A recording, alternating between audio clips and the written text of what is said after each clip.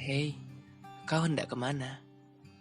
Rehatlah di sini, tak usah pergi jauh, karena pada akhirnya kau pasti akan kembali.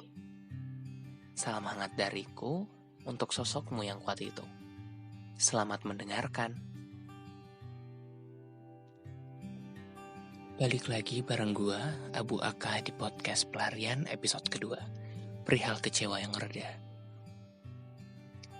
Pernah gak sih kalian ngerasain kecewa yang benar-benar kecewa banget sama orang yang kalian udah percaya? Atau malah sebaliknya, kalian yang ngecewain mereka? Mungkin kecewa atau ngecewain teman, pasangan, saudara, ataupun kerabat lainnya.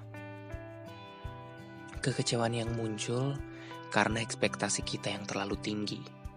Terkadang kita berpikir mereka udah kenal baik sama kita, atau kita udah ngerasa kenal baik banget sama mereka, dan ngerasa bebas ngomong atau bercanda, atau bahkan ngelakuin apapun tanpa berpikir mereka bakal seneng atau enggak dengan apa yang kita lakukan.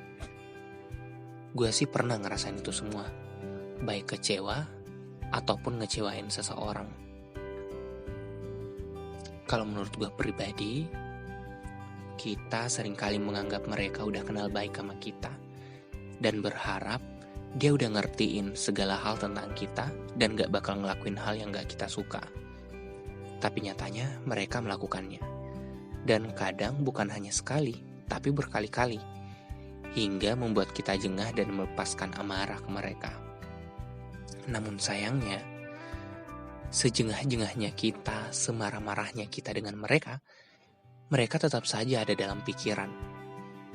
Membuat kita kadang berpikir ulang kenapa marah dan kecewa dengan mereka. Gue pribadi sempat ngerasain kecewa terberat beberapa waktu lalu. Butuh kurang lebih 6 bulan memendam kekecewaan dan mengintrospeksi diri untuk sampai pada titik di mana gue paham. Sejatinya yang kecewa bukan hanya gue, tapi mereka pun pasti kecewa. Mereka pasti memiliki ekspektasi yang tinggi ke gue, sehingga ngelakuin hal-hal yang menurut mereka bakal gue terima. Entah bercanda yang kelewatan, karena dia nganggep gue orang yang sangat humoris atau apapun itu. Yang jelasnya gue sadar, bahwa bukan hanya gue yang kecewa dan terluka. Sebenarnya, kekecewaan itu mudah hilang, nggak mesti nunggu waktu lama. Karena sadar atau tidak, setelah amarah dan luapin emosi ke mereka, ada sedikit penyesalan yang terlintas di hati kita. Hanya saja, karena gengsi, kita kadang malu untuk ngomong dan nyelesain masalah. Malah kadang gengsi memperburuk hubungan pertemanan kita. Gue jadi ingat, beberapa waktu lalu saat gue kecewa dengan teman, gengsi gue sangat tinggi, sampai-sampai semenyesal apapun gue. Saat itu, gue tetap gak ngomong dan nyelesain masalah. Malah membuat segala proyek yang kita kerjain bersama terpaksa terhenti. Tidak adanya komunikasi menjadi alasan bagi gue untuk gak bisa bekerja sama lagi sama dia. Tapi setelah introspeksi diri kembali lagi, gue sadar bukan hanya gue yang kecewa, dia pasti juga kecewa. Lalu gue ngechat dia dan mencoba membangun komunikasi kembali. Awalnya memang canggung, tapi lambat laun, semuanya kembali seperti sedia kala. Dan saat ini gue paham, menyesal emang perlu untuk kita introspeksi diri. Tapi yang lebih penting lagi, adalah mengambil langkah untuk memperbaikinya. Karena percuma aja menyesal kalau gengsinya masih tinggi. Dan di tahun 2021 ini, gue pengen memperbaiki banyak hal. Karena ya jujur aja, tahun 2020 membuat gue dan mungkin beberapa dari kita terlalu lelah dan sensitif.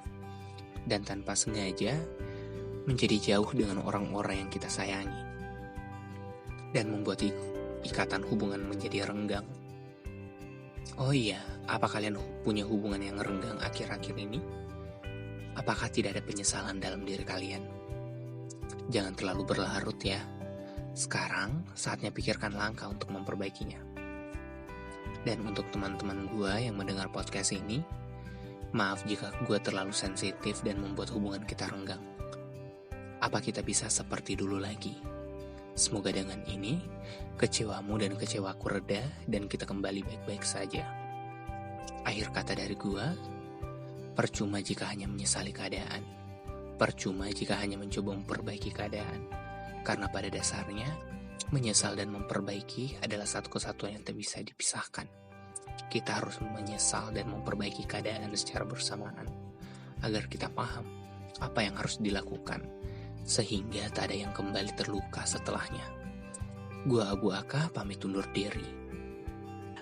Jika kalian berminat, kalian bisa mengirimkan cerita kalian ke surat elektronik yang tertera di deskripsi. Nanti gua akan bacain cerita kalian di podcast ini. Sampai jumpa di episode selanjutnya.